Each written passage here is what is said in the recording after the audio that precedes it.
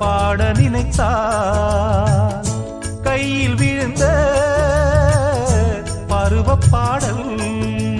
மஞ்சள் மணக்கும் என் நெற்றி வைத்த பொட்டுக்கோரு அர்த்தம் இருக்கும் முன்னாலே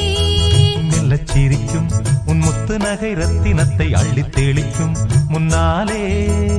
மெய்யானது உயிர் மெய்யாகவே தடையேது நீ பாதி நான் பாதி